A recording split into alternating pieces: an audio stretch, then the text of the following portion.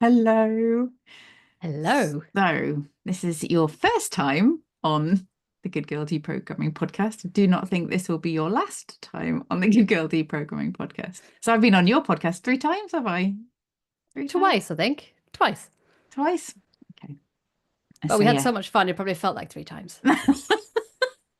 Yes. No, I think it's been 3 times. It was once when I was kind of going through my pirate phase, then once when I had my ADHD diagnosis, and then more recently, Yes, the about the Good good Girl. girl do So, program. yes, I've been Yeah, on 3 times. That's interesting. unusual for me to remember. So thank you for coming on to speak to us today. So, Michaela, have you ever felt the need to be a good girl? When have I not felt the need to be a good girl? I think that's been with me my whole life. As a clinical psychologist, as a mother, as a Scandinavian person, there's all of the cultural, societal, normative pressures of being a good girl. And a Yes. woman growing up in the 80s, there's this generational pressure. So I'm now 40 and I'm highly educated, as in, having gone to university, doctoral level training in psychology. All of these different hats I wear all come with the pressure of being a good girl and doing what's expected of me. Yes. So I think the cultural aspect of being Swedish is really interesting too, because I can't remember the word is, but there is a word of sort of collective responsibility, I suppose. Do you want to talk to us about that a little bit? Well, if you're referring to the Jante law, That's it. Yeah. yeah, it's a Norwegian thing, but it's kind of the closest thing is like don't be too big for your boots kind of Mm, pressure, and it translates roughly as you shouldn't think that you are something. So don't believe that you are something. You need to be making yourself smaller. So that's what I think fits really well with what you talk about with the being a good girl, like minimizing yourself, not taking up space, holding yourself back. And that can be everything from, body weight to opinions that, we mm, should be small. Um, and growing up in Sweden, that has meant that we have this kind of culturally incorporated modesty.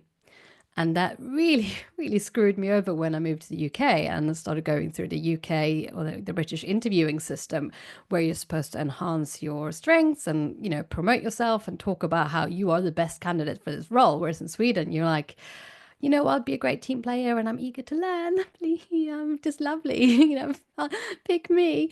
Um, mm. Obviously, not quite like that. You also have to talk about your professional experience, but you're not supposed to be self-promoting because that is seen as actually quite vulgar Hmm. because you're not supposed to think you are something. So that's changing a bit, but that's definitely what we've still grown up with. That like don't I guess it can be similar to the tall poppy syndrome as well. Like don't stick your head up above the parapet. Don't stand out. Mm. Don't believe that you are good at what you do. And I've had to work my whole life with that, knowing that I also have objectively quite a brilliant mind that can do brilliant things. Mm. When every single time I say that, it hits upon that Jante law that I shouldn't be speaking about that publicly. And I've had to work with that narrative a lot. As I do attract a lot of women to work with me who are highly intelligent, who are brilliant, who do amazing, impactful things, change makers, pioneers, trailblazers. And they all have this sense of like, yeah, but I'm not very good, really, even though other Mm. people say that they are. That's that sort of coming into imposter syndrome and self criticism and kind of a mismatch between how they praise themselves and how other people appraise them. Yes. It's fascinating, isn't it? I think I saw a post somebody had asked ChatGPT to pretend to be Satan and to kind of talk through all of the different ways that they'd keep sort of women playing small. And that was just like, oh wow, ChatGPT just wrote my book. Mm, yeah. um, because it is absolutely just it's madness. It's Yeah. madness. You imagine kind of if you were the king or the queen of the world and you wanted to make sure that everybody was sort of fulfilling their potential, it would make absolutely no sense that women were taught. And I know in the Scandinavians, I think it's all genders, isn't it? It's kind of built into the culture. It's not just women, No. but people are taught just to, you know, play nice, be kind, share, don't Mm. get too boastful, don't, you know, Mm. don't think you're it. Yeah. And I think we do need a bit more of that in the world, I suppose, across both genders, but we also need the, oh my God, Michaela, you are absolutely fucking brilliant. So share your brilliance with the world, please, because the world absolutely desperately needs it. It's a fine balancing act, isn't it? Because I'm not liking this wave of individualism that means that we are projecting and shouting basically into the ether where everyone has then stopped listening because they're just Mm, shouting. That to me is kind of void of empathy. It's not relational. We're not relating to other people anymore. And humans, the human species, are relational by nature. That is how we survive, is by connecting and relating to others. So mm, apparently it wasn't even supposed to be survival of the fittest. It was supposed to be survival of the nurtured, according to Darwin. So we do have to nurture each other and we do have to nurture ourselves. So I think too much of any extreme dogma is always unhelpful. So the pushback from the younger generation of more increased individualism can also be in that we then stop sharing, we stop thinking of other people.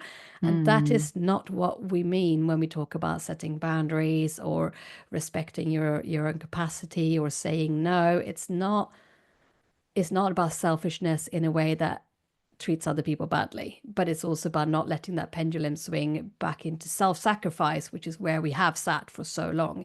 It is not going from one extreme to the other. That in between, that sense of aggressively promoting yourself, caring only about your own self and your own needs being met, in between that and passively self-sacrificing everything that you care about and letting your own needs come last, in between that we have that sense of compassionate assertiveness. And that's what I mhm, teach my clients, that you know what, saying no and caring for yourself is not supposed to be an aggressive act of being heinous to other people. it's mhm, it's not. It's actually, if anything, when we take up a little bit of space, when we clearly communicate to others what we need, we reduce the resentfulness that happens, the resentment that happens in that relationship. So I remind myself that if I value this friendship, if I value my relationship with my husband, which I do, I actually have to clearly say what I want and what I need in a kind, respectful, clear way, because otherwise they won't know and I will be resentful. And that actually erodes my relationship with that person. So mm, again, that's kind of driven by compassion for me as well as compassion for them. So that helps me to remind myself that I'm not rising against this collectivism where I don't take any space, where I've always come last, to then always put myself first. That's not what I'm yeah, doing. Does that yeah, make sense? absolutely. So it's almost like, I don't know whether you'd probably term it this way, but you've got sort of the extremes is the sort of the wounded feminine and the wounded masculine, and then it's more kind of the middle where it's like healthy, both of those energies for want, you know, yin yang, whatever you want to call it. But we are living in the extremes. Well, that's we are the noisy people are in the Yeah. extremes. I say that most people are in the middle, but the noisy, attention seeking, you know, I'm a professional martyr, or I'm a professional, let's let's be a dick to everybody. It's like there's Yes. most people are in the middle, but I think a lot of my clients get worried that they are gonna jump out of that I'm a complete doormat people pleaser to I'm a selfish asshole. Yes. And the middle for them feels like they're a selfish asshole. Yeah. So I think of that as kind of a percentage on a scale, that Mm. if you are on the complete kind of, one end where you 0% meet your own needs, if you started kind of shifting that, shifting the bar 5, 10%, you're not going to be in the selfish asshole territory. You're quite far away from that. So you can kind of borrow a tiny bit of selfish asshole energy, but then think about what would I do? What would that selfish asshole do? I really hope that you're an explicitly rated podcast. What Yes. would that person do? What would that person do that I can borrow? And how could I do that in a way that Mm. fits with my values? So that if you might see that person going, I don't give a flying fuck about what other people think about me, I'm going to just do my own thing. actually you don't want to be that person. It just doesn't, it feels jarring. So it's actually, what is it that they're doing? They're maybe exploring what matters to them. Maybe they're prioritizing things that they find valuable. Like, they're not bad things to do. No. Maybe they're quite clear on their boundaries. So how can we take like a diluted version of that asshole energy and do it in a way that fits for our values, so we still feel like this is the kind of person I want to be, that goes to bed at night and feels like, you know what, I don't regret the way I've shown up today. Like, I just don't want to Mm. come to my deathbed with lots of regrets of how I've acted. And I doubt that I'm going to come to my deathbed with regrets of being a selfish arsehole. I think it's going to be more likely that I regretted not bringing myself into the mix more. So that's what I've been Mm. working on, the kind of moving the lever a Yeah, little bit just at a time. turning it up a little bit. Yeah, And yeah, tweaking it. Tiny tweak, tweaks, not, tiny you know, tweaks. not ginormous revolutions, but you could do that too if you wanted to. But Yes. often when I see people do the ginormous revolutions, I call that rising by the roar, where they kind of go, fuck this shit, I'm not going to do this anymore. And they burn every bridge that they have. All their relationships just go down, up in flames. Mm. That might be really, really difficult. And if you've been in a relationship with someone that's been outright hurtful to you, sometimes you do need to burn that shit down. Mm. Sometimes you do need to rise with the roar and just run away from the things that are not serving you at all. But for most of us existing in that middle, it might be that we do some tiny tweaks and you start Yes. Or saying, moonwalking out of the situation, as I like to call it. oh, I love that. It's Moonwalking just out of the like, situation. bye. Very graceful. But for the people that you still value or still want to keep in your life, but you know what, there needs to be slight tweaks here. It might be that you're just adjusting the balance a little bit Mm. and say, were you the one who used the example of asking for a cup of tea? I can't remember. Yes. Yes. Yeah, that came to Poor mind. Do you want to James. say? Do you want to say Yes. that? I love that one. So yeah, it's hilarious. So when I started like working with you, we started working together first before we started dating. Um, he used to always come around to my house to work. So I would always be the hostess with the mostess and make him a cup of tea. And it got fast forward a couple of years, it got to the point where I realized when I was writing my book, so this was like years, and he was living in this house now, that I would make all the cups of tea because that's a habit that I and he had gotten into. And when you sort of realize something and the sort of you feel like the rage rising and the resentment rising, and you just think, hang on a second, Shelley, this is entirely your doing. And you can entirely like undo it. So I just thought, right, what would happen if I asked him for a cup of tea? So I was like, I'm going to perform an experiment. James, can I have a cup of tea, please? And he gets up and goes to make me a cup of tea. And I was like, that was easy.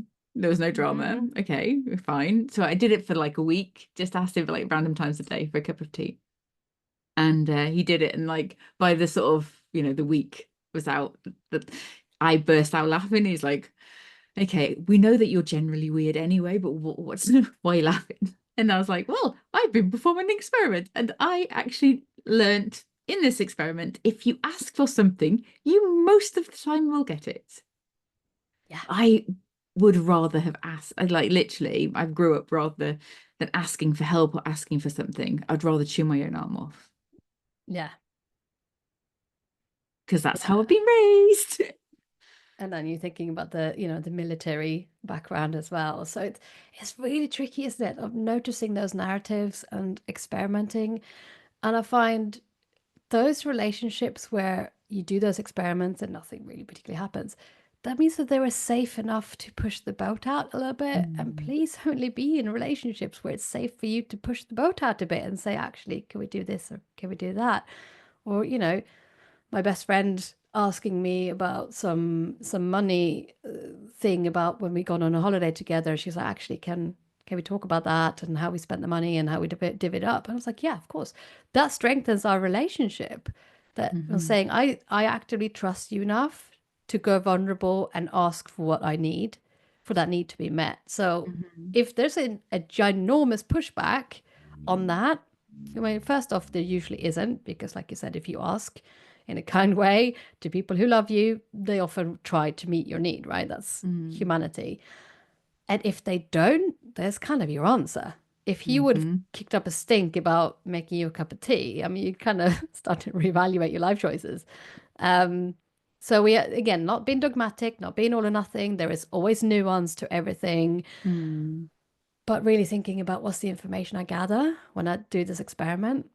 Yeah. And there's something that's a self-compassion researcher, Kristen Neff, talks about as backdraft, that when we start to be a little bit more fiercely self-compassionate, when we start to rise up a bit more, take care of ourselves, prioritize ourselves, undoing some of the good gully programming, we could get backdraft from our environment, who's been used to us being people-pleasing doormats who never said that we minded. So if everyone's used to you saying, I don't mind, when you actually did mind and you didn't say that you minded, or you've never learned to say what you actually wanted. So you might have thought, I don't mind which film we go to see, what we eat for breakfast. I'm kind of easy.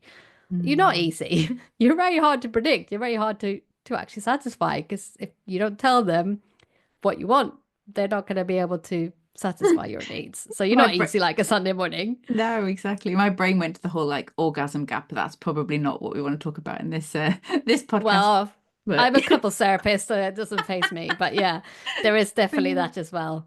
Yeah, I love that gap of how women can easily reach orgasm on their own, but not with a male partner. You're like, well, hang on a minute. There's a challenge there that we haven't told them what we like. We haven't given that feedback, because again, that's uncouth, or that's unladylike, or can't be explicit about what I want him to do.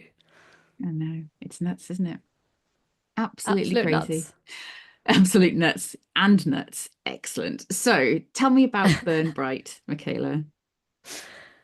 Oh, so Burn Bright is my, well, it's not just my 6-month group coaching program for ambitious female entrepreneurs who may be ADHD, but it's also the way I think about what I want to do in life and what I want for those women. Because like I said earlier, I attract a lot of women who are absolutely amazing, who are shit hot at what they do. They are brilliant. They are great thinkers. They are change makers. They can, be the ones to figure out the next cure for cancer or whatever. They are the amazing women who should all be in a think tank together and will solve the energy crisis. But those women just don't get to shine, because all of the different stories they have, they, like we said earlier, too big for your boots, imposter, not good enough. And even if they do have a go at it, they try to do it so perfectly that they just never really get things over the finish line.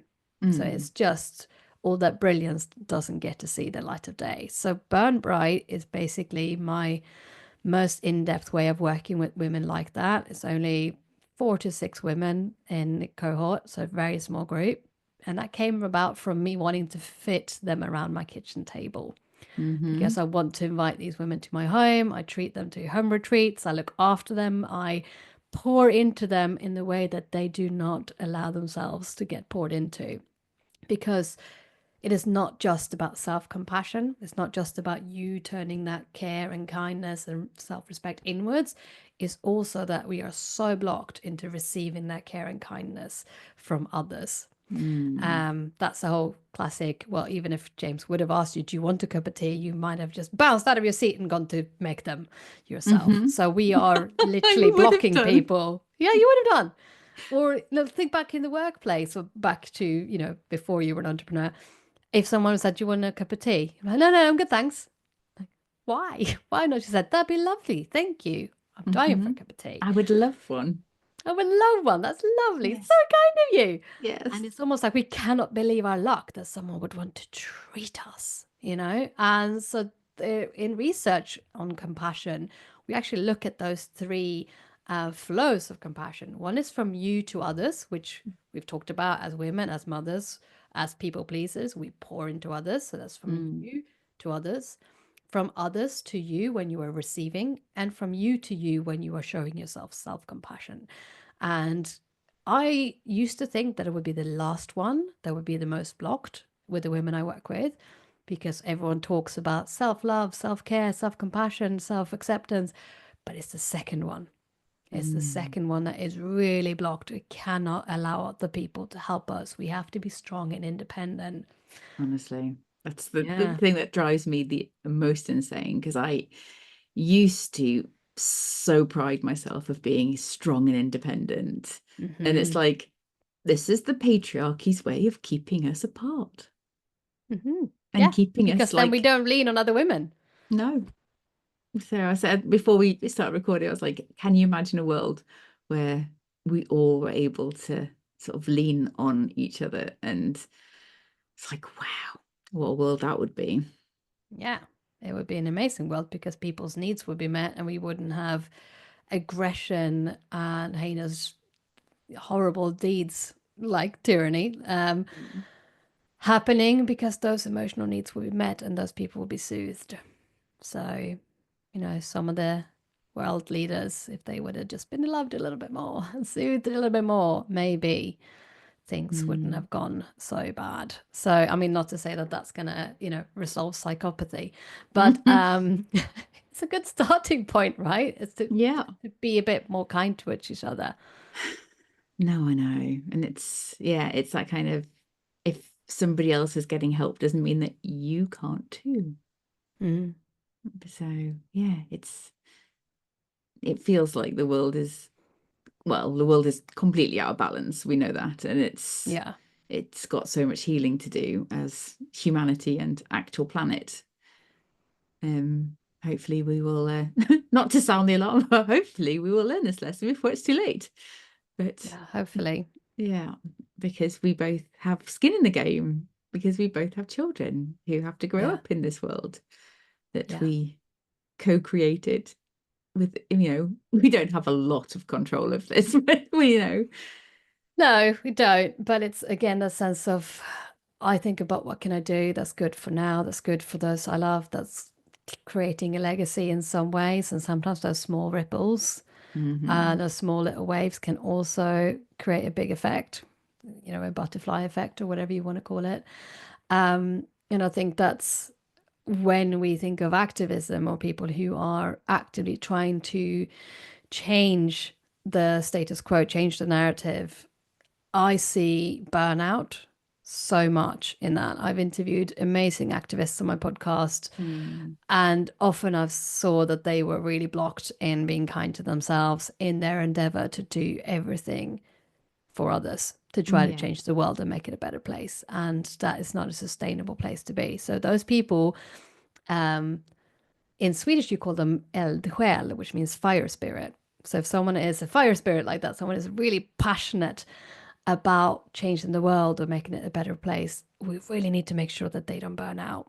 So Hmm. that's what I think about when I think about burn bright without burning out. So you can do the thing that you're meant to do, follow that purpose, follow that passion, leave that legacy, but not actually feel like you're crashing and burning at age 45 because you got into adrenal fatigue and, have chronic pain and there's nothing left to give. Yeah, because it's so easy to fall into that trap, isn't it? Yeah. And Especially if you're ADHD. yes, like, I'm going to hyper focus on changing the world, and I have nothing left in the tank, and now I have to go and sit in a dark room for 6 months. Yes, because I forgot to eat today or, leave the house or whatever. So that hyper focus, I think of that sort of the harnessing the hyper focus, but not going for the hyper focus hangover, which is the dark room for 6 months or 6 hours or however long it might be, that we are very uneven in how we manage to ignite, how we manage to light up Yes, that energy. it's like That all or nothing. It's like there's nothing in the middle. Yeah, it's like, sometimes when you've seen those really high wattage light bulbs that you're like, oh my God, that's very bright. And then you're like, no, no, I cannot look at anything now because I've been blinded by the light. Yeah. Which is a great song, by the way. So if you've Hmm. been blinded by the light, it's like then it needs to be fully dark. So what I try to help people is like, how do you just like turn down the dial a little bit? Like, how do you find ways to work with upregulating your energy, upregulating your nervous system, downregulating your energy, downregulating your nervous system, so you can kind of turn the light on and off a bit more at will rather Mm. than be at the mercy of that. We're like, oh, wow, that's quite the blowout light bulb moment. And now I've worked on it until my fingers bleed or I've, not like the stories I hear, people who haven't moved position on their chair for 6 hours because they forgot to shift.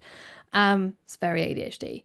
And Mm. at the end of that hyperfocus, you might have written half of a book. But how do you feel? Yes. How do you Exhausted. feel? Yeah. Yeah. It's the magical key though, isn't it? And have knowing, because there's the interoception bit, the sort of not understanding how you are feeling. So whether you're hungry, thirsty, tired, all of that stuff, it can be a bit like wonky Yeah. with a Very nerdy, with wonky. with a neurodivergent person. And yeah, so regulating, it's like, have I eaten today? Oh no, I haven't. So I'm going to reach for the worst foods that I've got in the house Yeah. because I'm craving sugar because Yeah. I have no energy, and oh, and I wonder why I piled on so much weight. It's that kind of Yeah. And it's again that interesting. we're bringing that kind of self-compassion to it, that it's so understandable because we know the research around ADHD and the link between binge eating disorder or impulsive eating, emotional eating, disordered eating, the works. It's really hard. I've tried to effectively eat my feelings most of my life and it still hasn't worked. Mm. Because it doesn't work long term, right? But it does work short term. So Mm. when we eat, we numb our feelings in that moment, we distract ourselves away from it. And also, if you've been really depleted, like you said, I have no energy, I'm really hungry, hadn't realized I was hungry until I was point starving, Yeah. then the body is wired to go for survival, right? So it's going to go for the high carb, high fat, high energy. And that's not usually the best food choices. So getting ahead of that means we have to come to an acceptance piece that maybe I can't be quite trusted to feel when I'm hungry. So maybe I need to make that a very scheduled thing, that these are the Hmm. times I eat, even if I don't feel like eating in that moment, because otherwise I will deplete. So making yourself take breaks in a hyper-focused stint can be really difficult. And if you Oh, can't do that, at least make sure you have healthy snacks so you can, shovel in when you eat. need to. Yeah. So at least like have some nuts or, carrots or some healthy things there as well, like a little pot of yogurt or something that you can kind of get in a little bit with more ease. I feel like we've kind of drifted around a little bit, but No, it's just like, yeah, it's that's sort of what fascinating. happens. Two It does. ADHDers go into a podcast and never leave. Um, We'll be here like, oh, Merry Christmas, everybody. We're hyper focusing on this on this podcast. and after this, I'm like, I'm just going to lie down. Oh, bless you. Bless you. So I like to keep these about half an hour. So we're sadly running out of time. So I talk about this all the time. I don't want to replace good girl conditioning with Michaela's or Michelle's conditioning. So what question do you have for the audience to have a wee think about after listening to us two? Ooh, it's a tricky one, isn't it? I would want to ask you, if you spend more time listening to the voices of people like us, or if you spend more time listening to your own voice, your intuition, and really think about when you have listened to that and how's that gone versus when you ignored it, shoved it down because you were trying to please someone else or do what was expected of you. Has that led to regret? These Interesting. questions are so good. Thank you. It's like, oh, Did, my brain's just gone, ooh, we should probably like collaborate on a book with all of the podcast guests and have these questions in and Oh yeah, yeah. So just do some journaling on it, and then yeah, oh yeah. yeah, goodness, all the ideas that we will I know. never do because No, I why know. would finish them? And I didn't prepare that question beforehand either. By the way, sometimes it's okay to just trust that it will come in the Yeah. moment when we allow ourselves to just be. So Mm. I would also love for people to start in that acceptance piece of maybe I'm not very good at interceptive cues, maybe I'm not very good yet at tuning inwards to my own voice, just to trust that that is possible to practice and cultivate. You know, mindfulness and compassion work is very useful for building our interoceptive awareness and becoming more aware of what we need in the moment. It is not, oh, I'm ADHD, or oh, I'm a perfectionist, or oh, I'm a people pleaser, so I can never change that. Of course you can. Otherwise, I Mm. wouldn't have a job. So No, me too. please pay me. Talking about paying you, all of your links will be in the show notes. So if you want to get in touch with Michaela, buy her amazing book, or enjoy one of her many programs, or one-to-one, or just talk to her on the internet and watch her, listen to her podcast, all of that will be in the show notes. Fantastic. Thank you so much, Michelle. It's been amazing. And yeah, do come along to the Pause Purpose Play podcast and listen to Michelle's interviews about Good Girl Deprogramming, because it was equally unstructured to this and equally amazing. Oh, thank you. Thank you very much for coming along, and it's been amazing. For the first time, I will have you back, absolutely no doubt. Of course. Thank you.